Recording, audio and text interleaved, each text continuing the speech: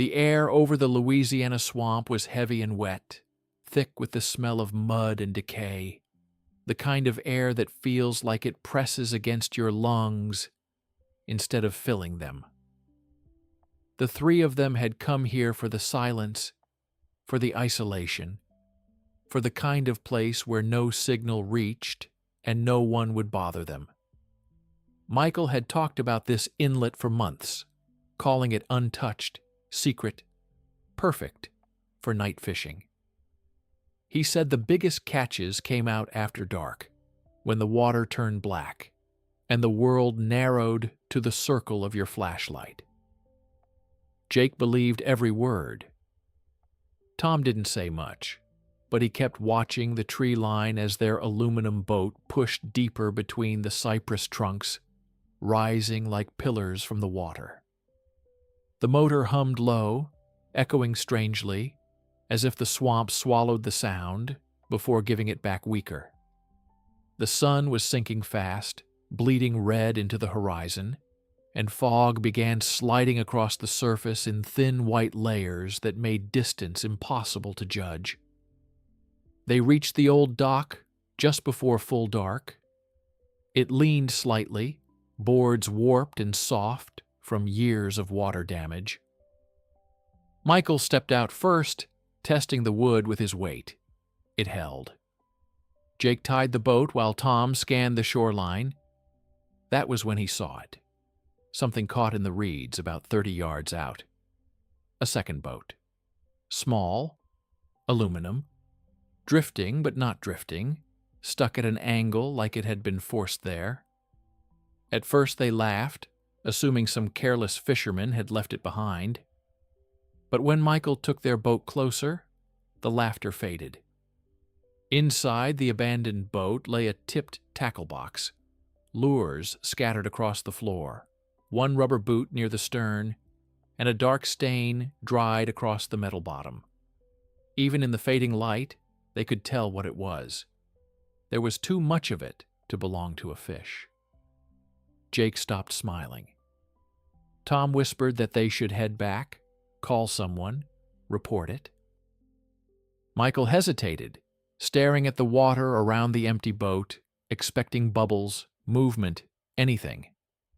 The swamp answered with nothing. Then, somewhere behind them, came a single heavy splash.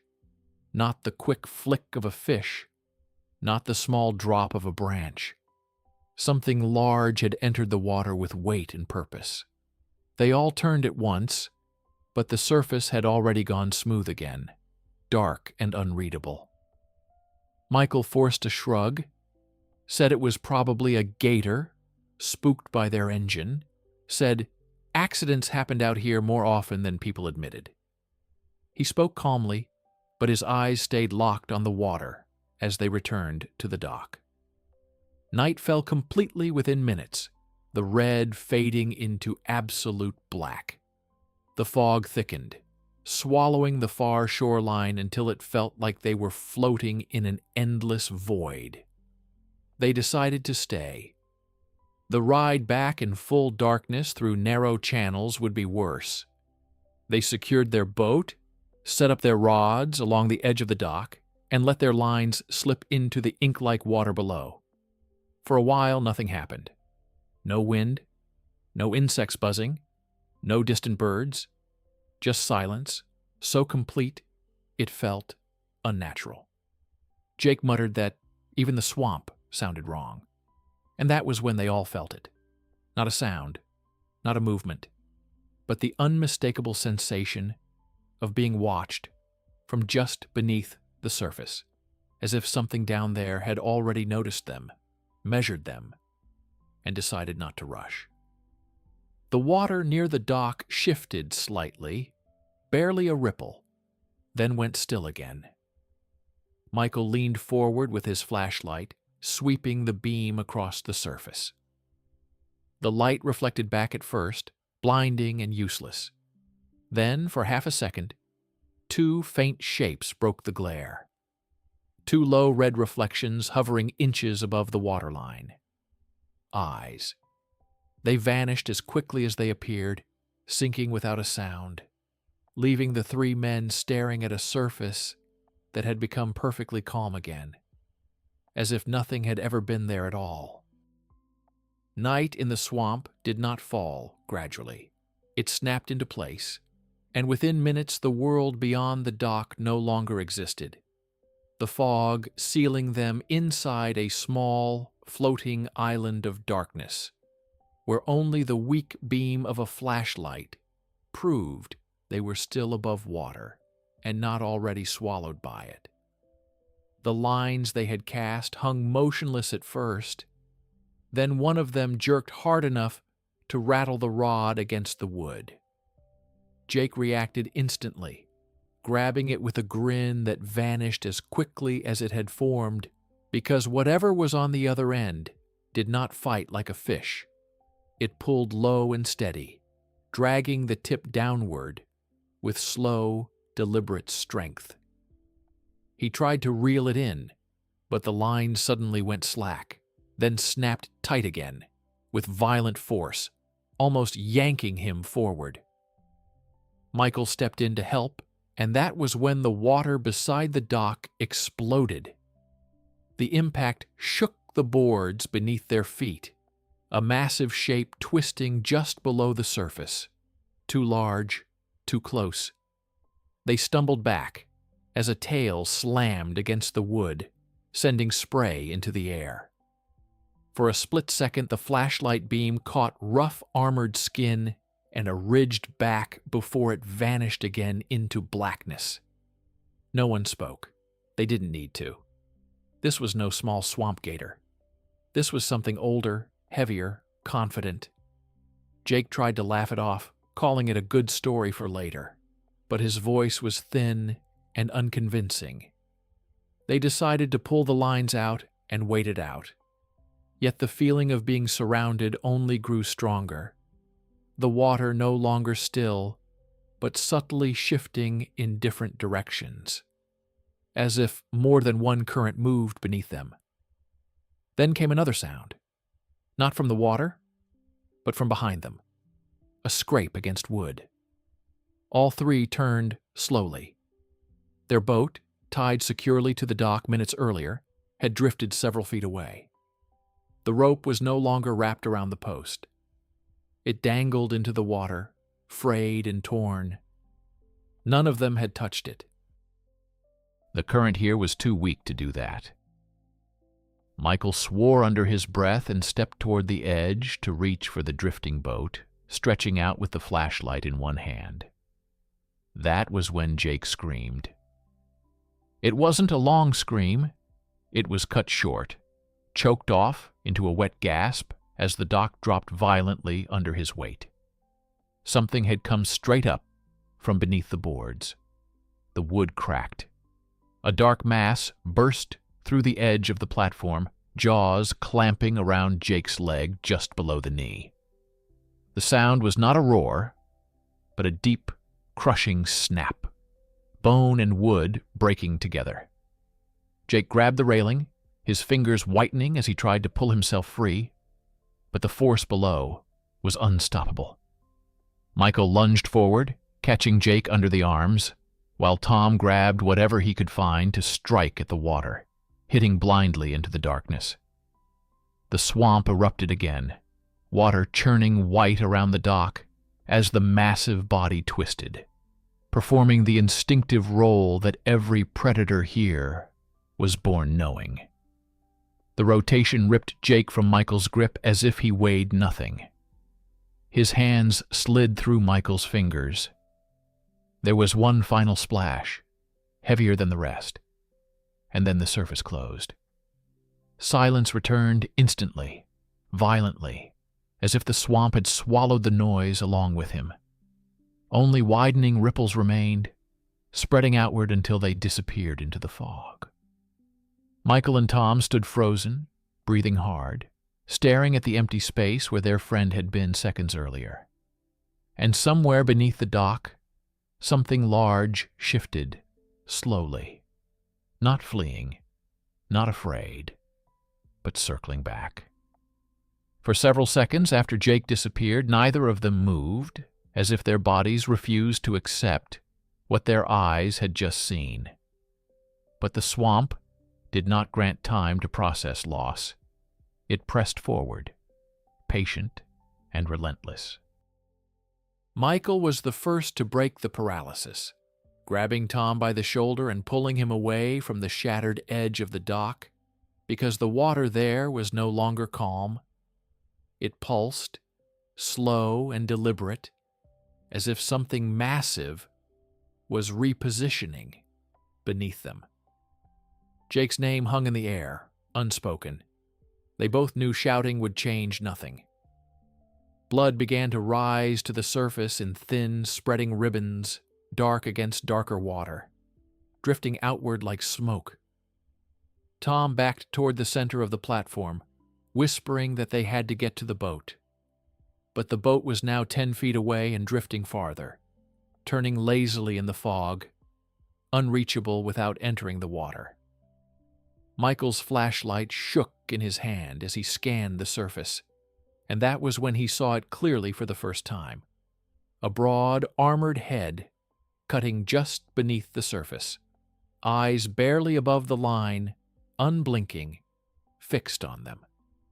It was enormous, far larger than any gator he had ever seen up close, its back ridges breaking the water like submerged stone.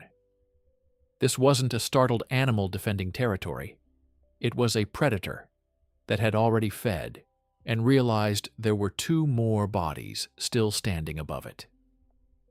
The dock shifted again, with a heavy impact from below, boards splintering further, one plank collapsing entirely into the water. Tom lost his footing and nearly went down through the opening, catching himself at the last second while Michael grabbed him and hauled him back. The realization hit them both at once. The dock would not hold another assault. The animal knew it. It circled wide, then vanished from sight, the surface going smooth in a way that felt more dangerous than the thrashing. Michael's mind raced, calculating distances, weight, options, swim and die, stay and wait to be pulled under, or force the fight. He spotted the metal fuel can near their gear, and an idea formed, reckless but final. While Tom kept the flashlight trained on the water, Michael splashed fuel across the weakest section of the dock near the broken boards, the sharp chemical smell cutting through the swamp air.